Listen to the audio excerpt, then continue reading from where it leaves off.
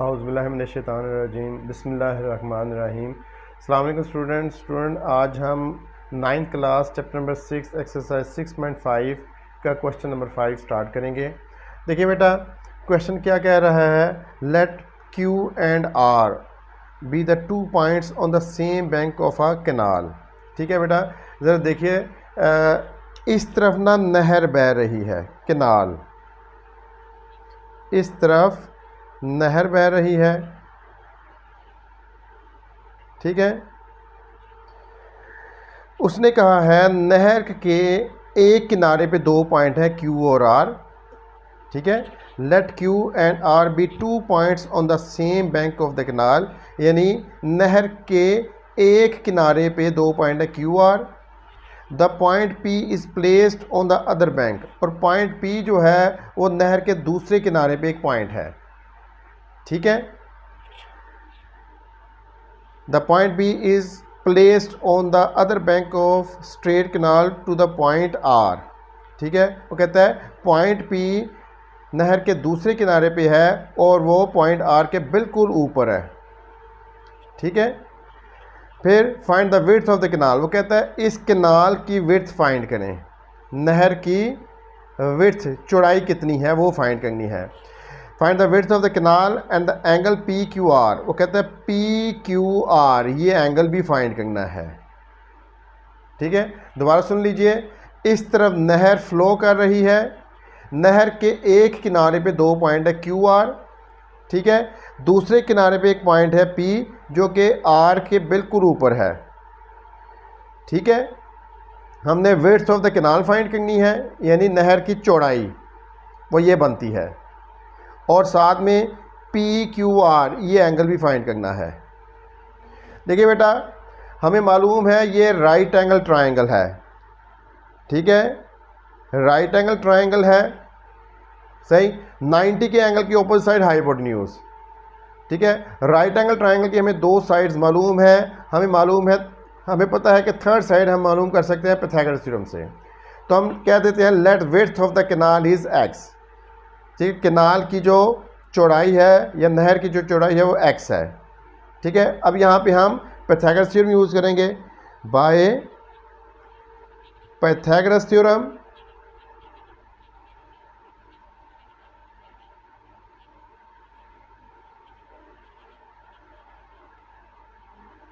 हाँ भाई, हमें मालूम है हाइपोटेन्यूज का स्क्वायर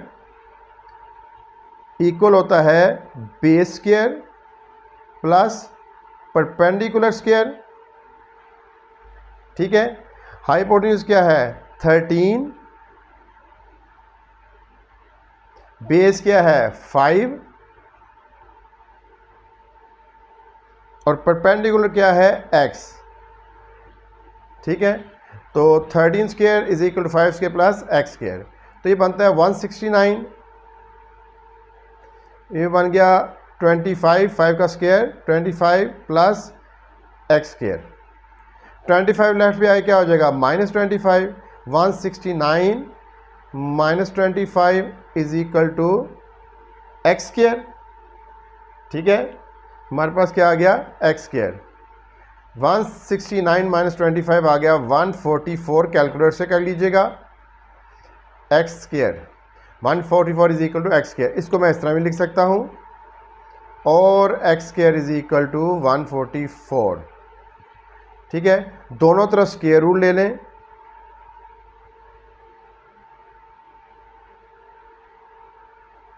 स्क्वायर रूट से कैंसल, कैलकुलेटर से 144 का स्क्वायर रूट आएगा 12। इसका मतलब है विड्थ ऑफ द कैनाल कितनी है 12 metre, therefore width of canal is equal to 12 metre. हमने उस नहर की चौड़ाई मालूम करनी थी, वो मालूम हो गई। अब हमने ये एंगल फाइंड करना है PQR, क्योंकि उसने क्या find the width of the canal and the angle PQR ये वाला एंगल। तो देखो बेटा, हम एंगल के लिए ज़रा लेबल कर लें, जहाँ पे एंगल बने उसको बेस, ताकि ज़रा थोड़ी आसानी हो जाए। एंगल जो कंसिडर किया हुआ है उसकी अपोजिट साइड परपेंडिकुलर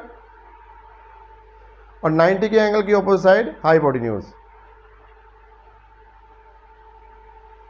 ठीक है, तो हम कौन सी रेशियो यूज़ करते हैं? बेस और हाइपोटेन्यूज वाली। ठीक है, कौन सी रेशियो यूज़ करेंगे? बेस और हाइपोटेन्यूज वाली। और आपको मालूम है बेस और हाइपोटेन्यूज वाली रेशियो क्या होती है? कोस। तो हम क्या करेंगे? Cos measurement angle P Q R is equal to base over hypotenuse. तो अब आपको याद हो जानी चाहिए रेशो। थीटे की जगह मैंने वो एंगल लिख लिया जो फाइंड करना था, cos measurement angle P Q R base over hypotenuse, क्योंकि ये एंगल फाइंड करना है।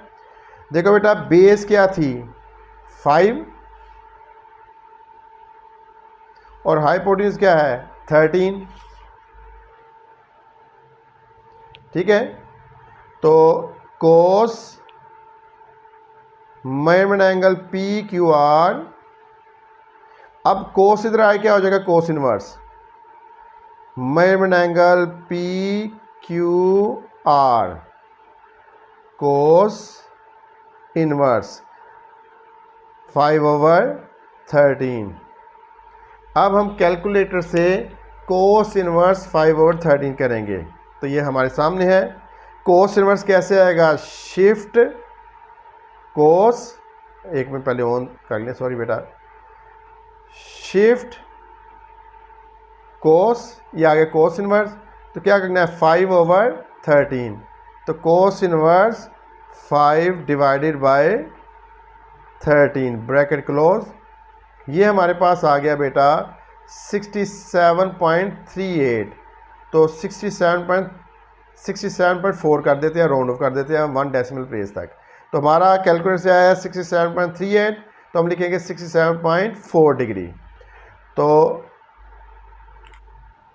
Measurement angle P Q R is equal to 67.4 degree.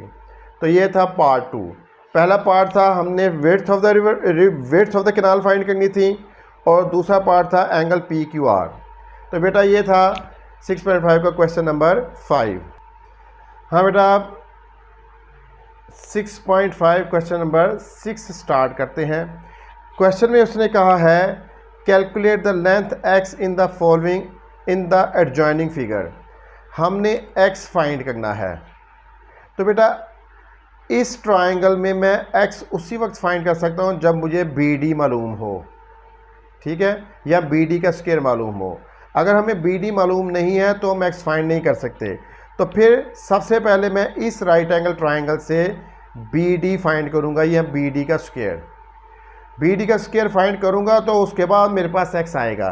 तो देखो बेटा, इस राइट एंगल ट्राइंगल में मैं पाइथागोरस थ्योरम लगाऊंगा, क्योंकि राइट एंगल ट्राइंगल की मुझे 2 साइड्स दी हुई हैं, थर्ड साइड मालूम करनी है।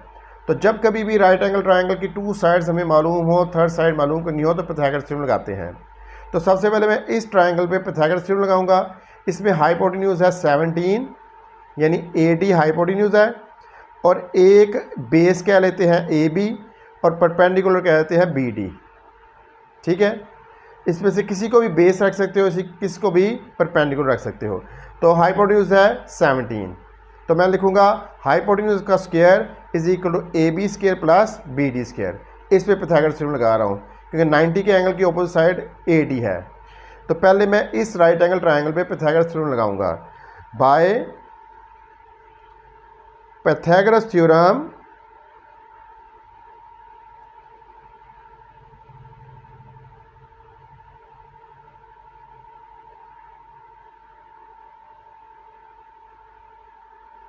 on right angle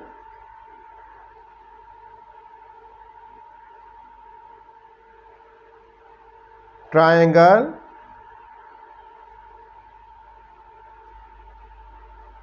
ABD। ठीक है, तो हाइपोटेन्यूज बन रही है AD, मेजरमेंट AD का स्क्वायर इक्वल होगा measurement A B square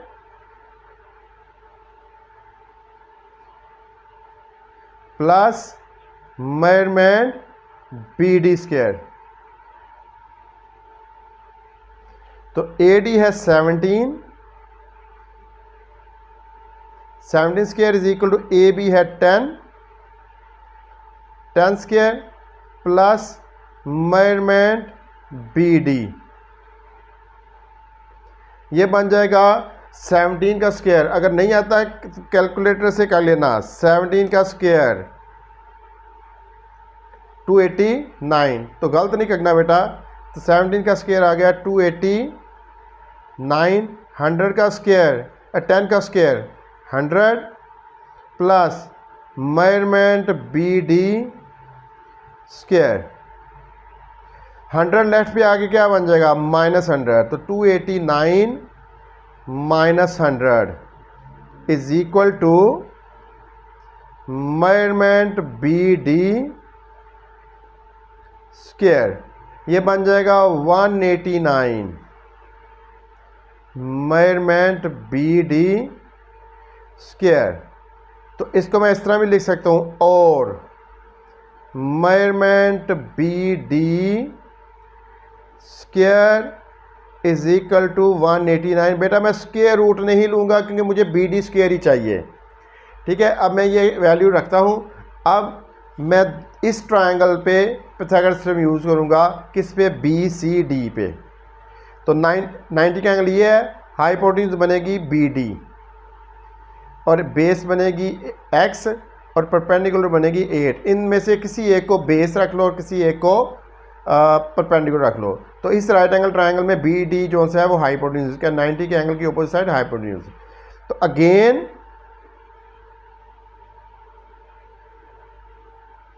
by Pythagoras theorem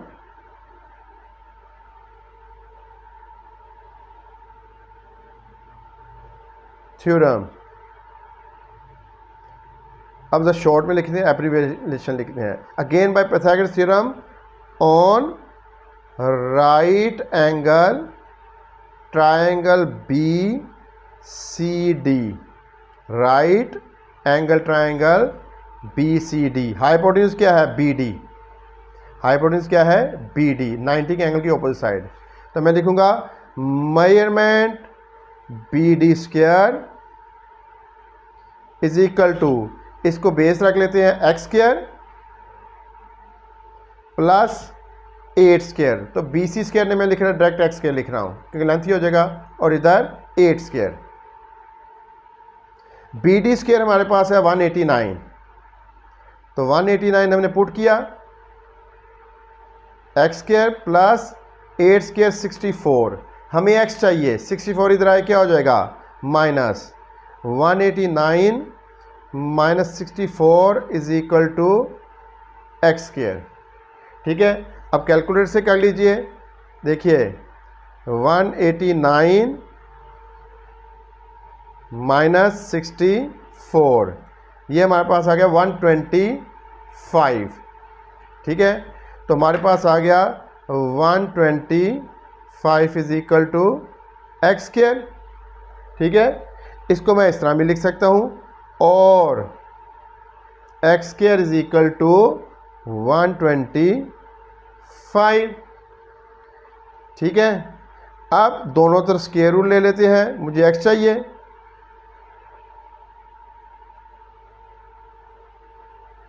इधर आ जाएगा एक्स स्क्वायर, इधर नहीं, एक्स स्क्वायर स्क्वायर रूट से कैंसिल, एक्स आएगा। ठीक है बेटा, 125 हम इसको लिख सकते हैं 25 इंटू 5। इसके प्राइम फैक्टर बना लेते हैं। इधर देखिए, हाँ भाई, 5 2 ज़ा 10, 5 5 ज़ा 25, 5 5 ज़ा 25, 5 1 ज़ा 5। तो हम लिखते हैं 25 इंटू 5।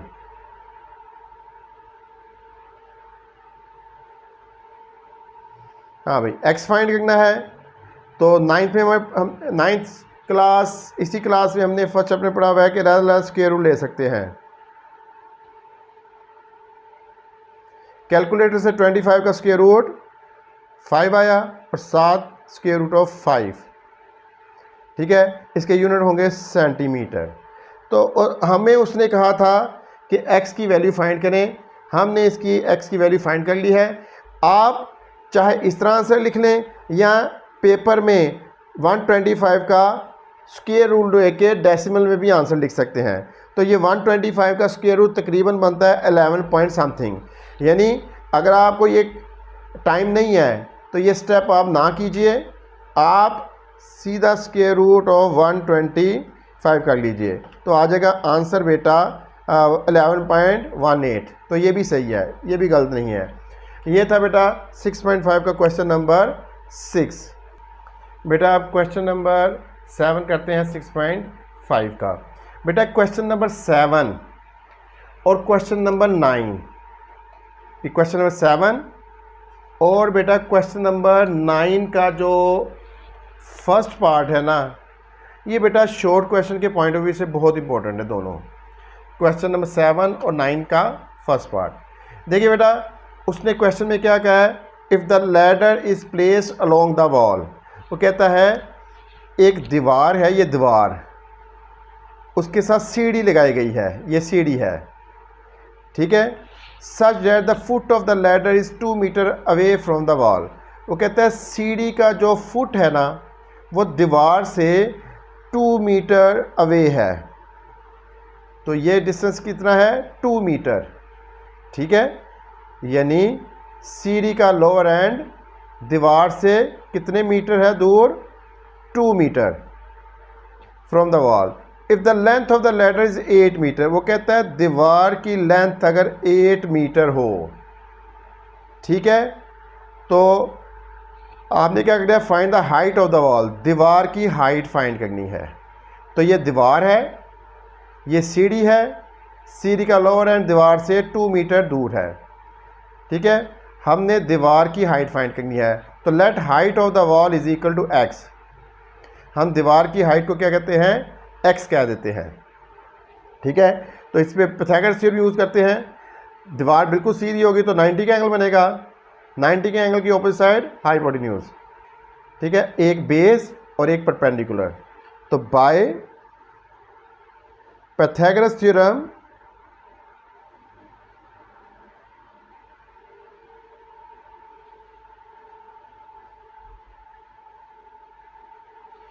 क्या लिखेंगे हम, हाइपोटेन्यूज का square is equal to base square plus perpendicular square.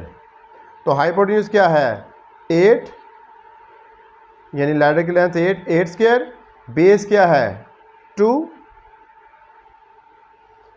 और पी हाइट हमने क्या कही हुई है, वॉल की हाइट x,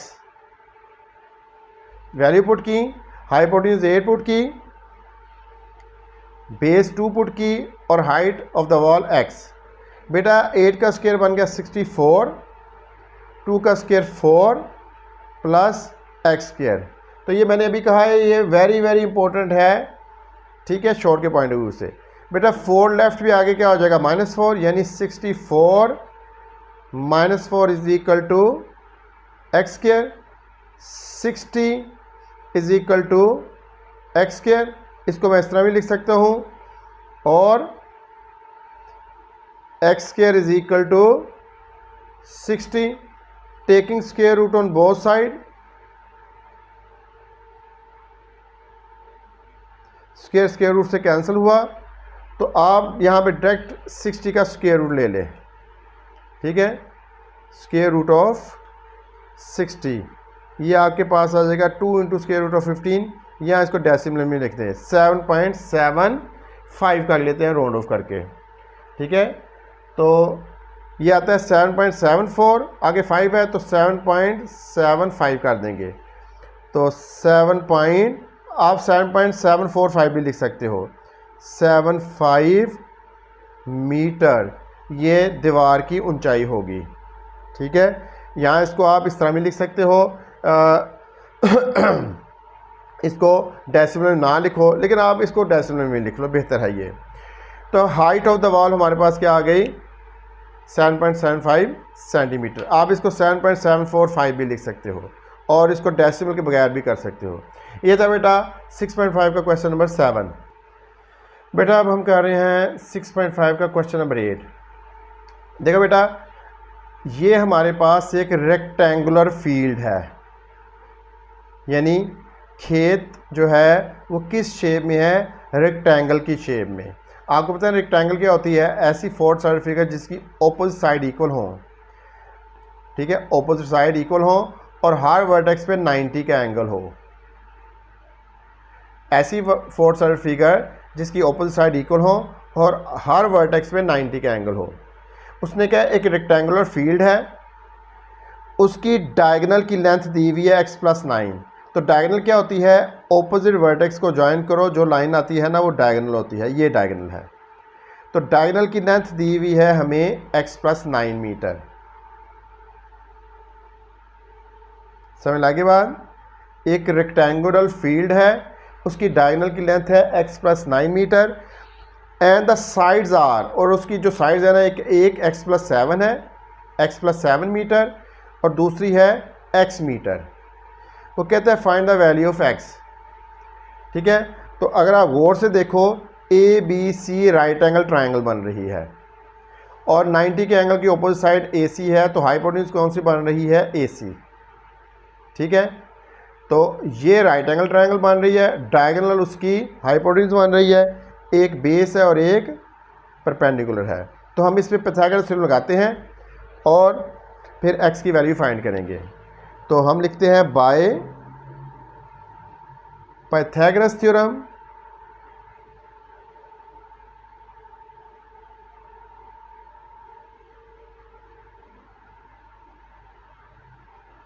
हाँ भाई, पाइथागोरस थ्योरम के मुताबिक हाइपोटेन्यूज का square base square plus perpendicular square के इक्वल होता है। तो हम लिख सकते हैं measurement AC square is equal to measurement AB square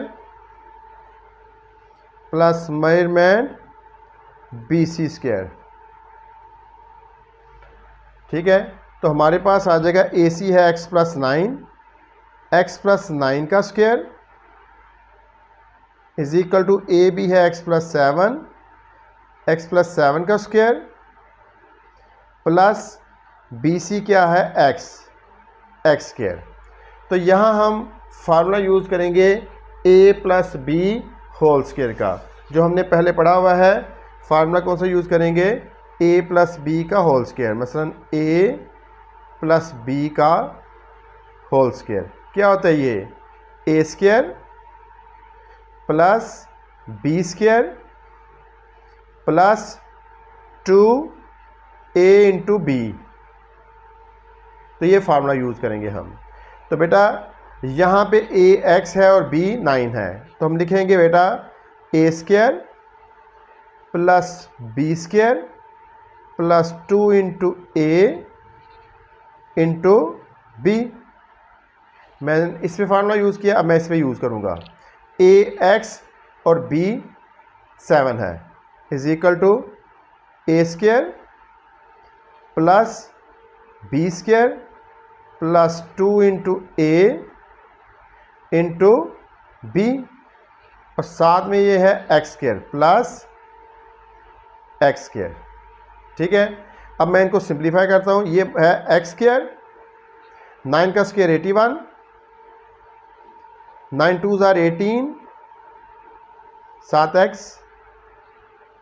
ये है x स्क्वायर, 7 का स्क्वायर 49। अगर नहीं आता तो कैलकुलेटर से करना, 7 2s are 14, 7x plus x square. ठीक है, अब मैं थोड़ा सा राइट हैंड साइड को मज़ीद सिंप्लीफाई करता हूँ और उसके बाद हम देखें क्या करना है। देखो बेटा, ये x square plus 81x plus ये 81 है।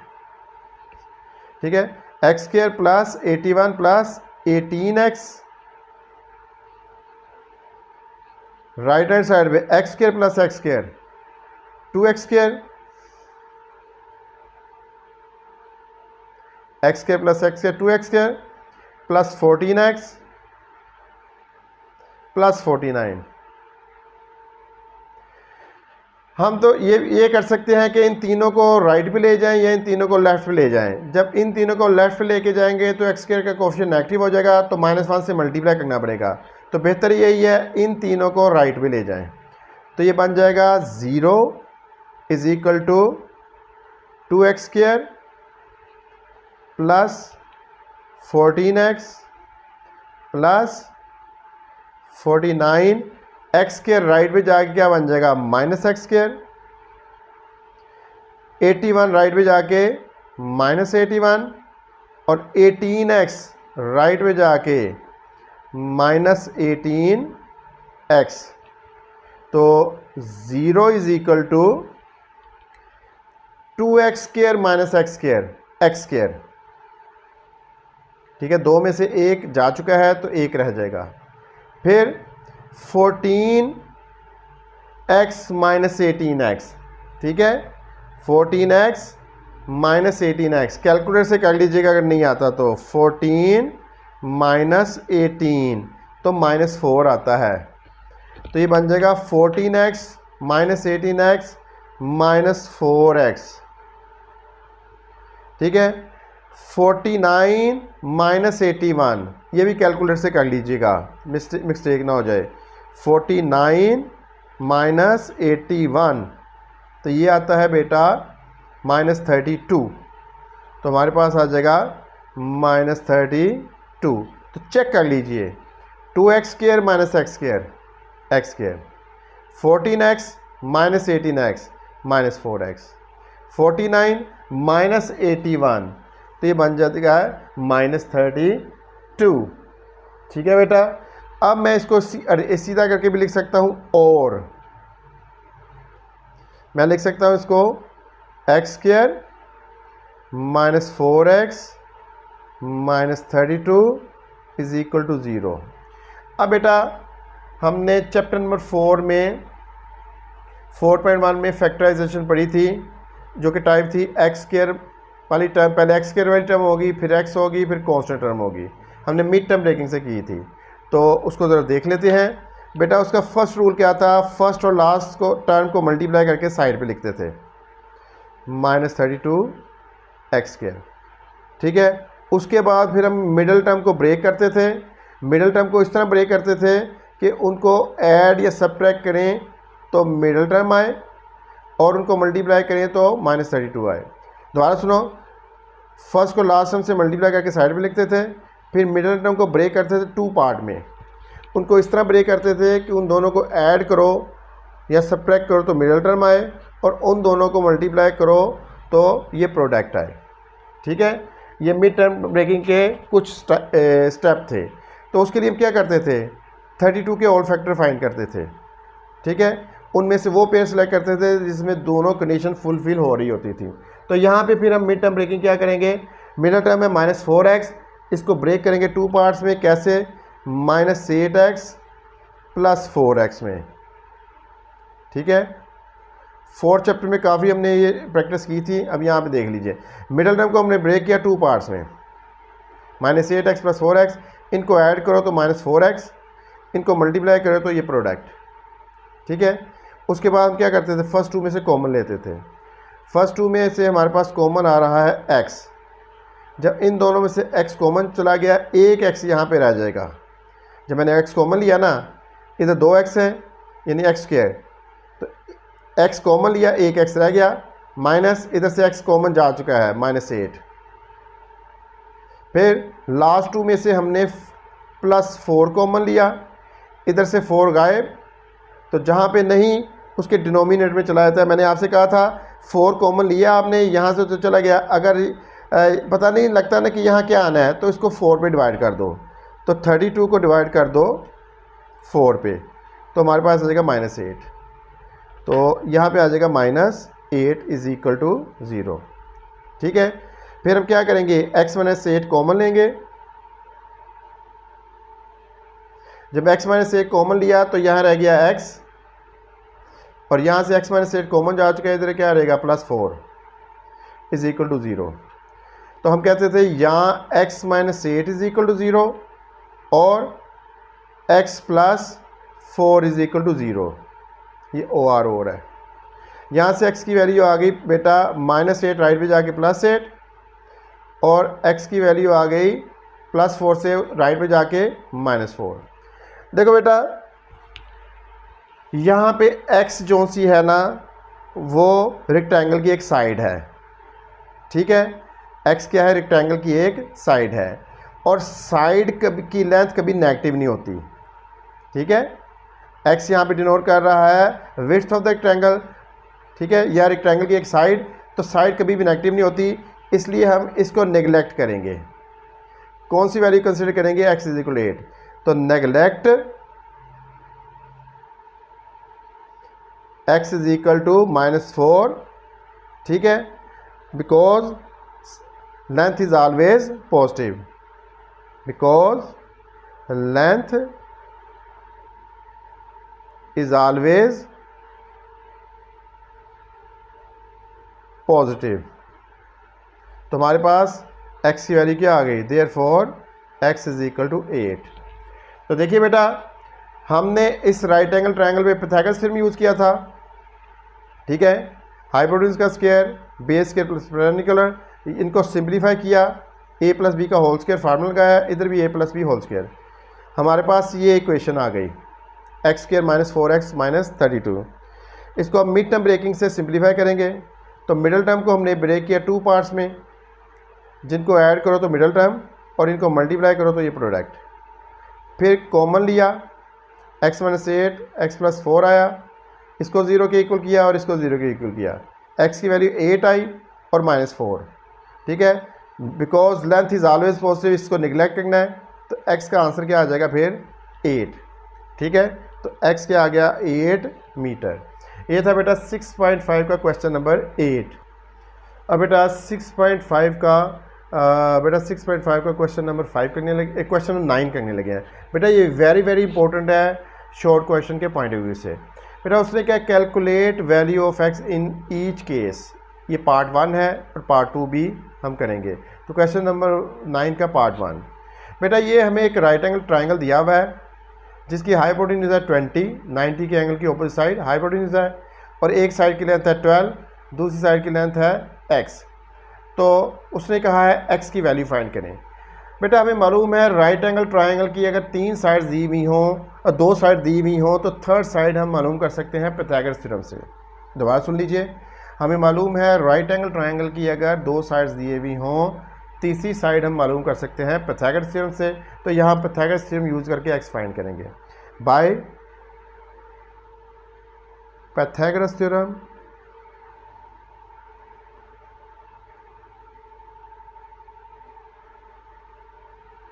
ठीक है, तो पाइथागोरस थ्योरम क्या कहता है, हाइपोटेन्यूज का स्क्वायर इक्वल है base square plus perpendicular square, या इन अदर वर्ड आप कह सकते हो हाइपोटेन्यूज का स्क्वायर इक्वल होता है बाकी 2 साइड्स के स्क्वायर के सम के। तो एक को हमने बेस कह दिया, एक को हमने परपेंडिकुलर कह दिया।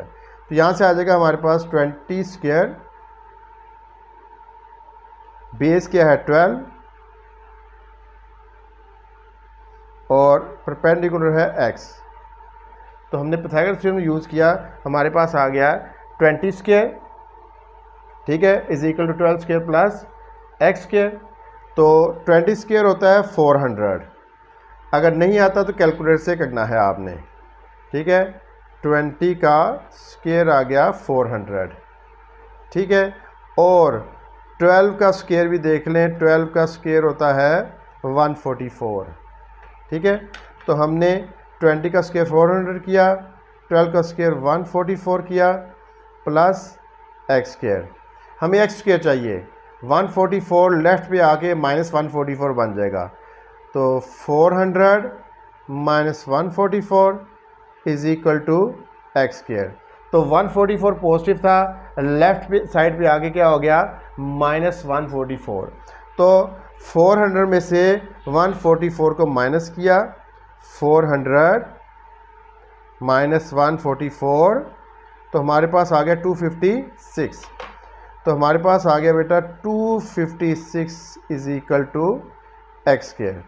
इसको मैं इस तरह भी लिख सकता हूँ, और x² = 256², दोनों तरफ स्क्वायर रूट लिया taking square root on both side, square root से कैंसिल हुआ, x आ गया, ठीक है। 256 का स्क्वायर रूट आता है 16, तो कैलकुलेटर से करना है आपने, स्क्वायर रूट 256, तो आ गया 16 सेंटीमीटर। तो x की वैल्यू हमने फाइंड करनी थी, पाइथागोरस थ्योरम यूज़ किया, x की वैल्यू हमारे पास आ गई 16 सेंटीमीटर। ये था क्वेश्चन नंबर 9 का पार्ट 1। हाँ बेटा, एक्सरसाइज 6.5 क्वेश्चन नंबर 9 का पार्ट 1 अभी हमने किया था, और वो पेपर के पॉइंट ऑफ व्यू से बहुत इंपॉर्टेंट है। और अब हम करने लगे हैं क्वेश्चन नंबर 9 पार्ट 2। बेटा क्वेश्चन 9 में हमें x की वैल्यू फाइंड करनी है। तो इस राइट एंगल ट्रायंगल में x की वैल्यू फाइंड करने के लिए मुझे a भी मालूम होना चाहिए और BD मालूम होना चाहिए। तो देखो बेटा, देखो BC है 4 सेंटीमीटर और AB BC के इक्वल है, तो AB भी क्या होगा 4 सेंटीमीटर। BC 4 है और AB BC के इक्वल है, तो AB भी क्या होगा 4 सेंटीमीटर। तो हम स्टार्ट करते हैं बेटा यहाँ से, बिकॉज मेजरमेंट AB इक्वल है मेजरमेंट BC के, ठीक है, और BC 4 सेंटीमीटर है, इसका मतलब है AB भी 4 सेंटीमीटर होगा। तो इसका मतलब है इस राइट एंगल ट्रायंगल में AB 4 सेंटीमीटर आ गया। तो बेटा x की वैल्यू मैं उसी वक्त मालूम कर सकता हूं जब मुझे BD पता हो। तो पहले मैं इस राइट एंगल ट्रायंगल से BD फाइंड करूंगा। तो मुझे BD की ज़रूरत नहीं है, मुझे BD के स्क्वायर की ज़रूरत है, तो मैं BD का स्क्वायर फाइंड कर लेता हूं, तो वो ज़्यादा आसान रहेगा। तो मैं इस राइट एंगल ट्रायंगल पे पाइथागोरस थ्योरम यूज़ करूंगा और BD का स्क्वायर फाइंड कर लूँगा। अब इस राइट एंगल ट्रायंगल में 90 के एंगल की अपोजिट साइड ये है, हाइपोटेन्यूज है 5, बेस है 4 और परपेंडिकुलर BD हमने फाइंड करनी है। तो इस पे हम पाइथागोरस थ्योरम यूज़ करेंगे। No by Pythagoras theorem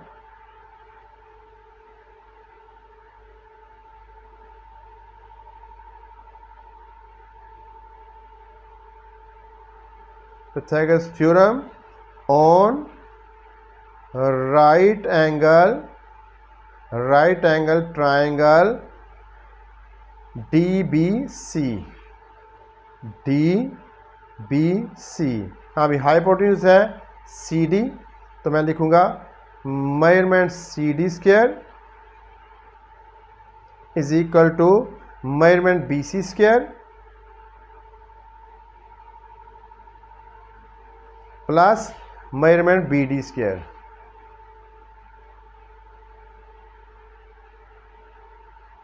hypotenuse का स्क्वायर इक्वल होता है बाकी दो साइड्स के स्क्वायर के सम के। तो बेटा CD है 5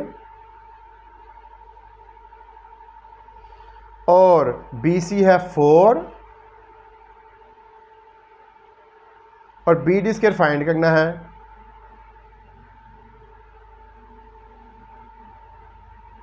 ये बन गया बेटा 25,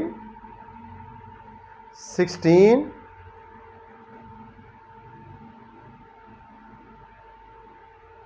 16 लेफ्ट पे आके -16 बन जाएगा।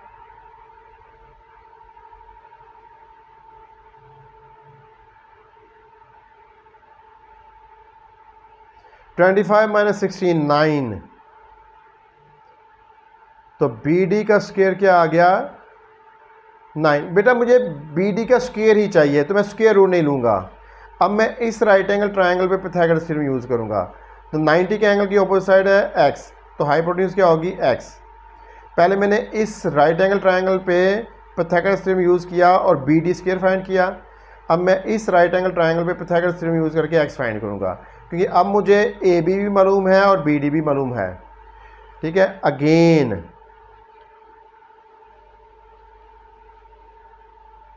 Again by Pythagoras theorem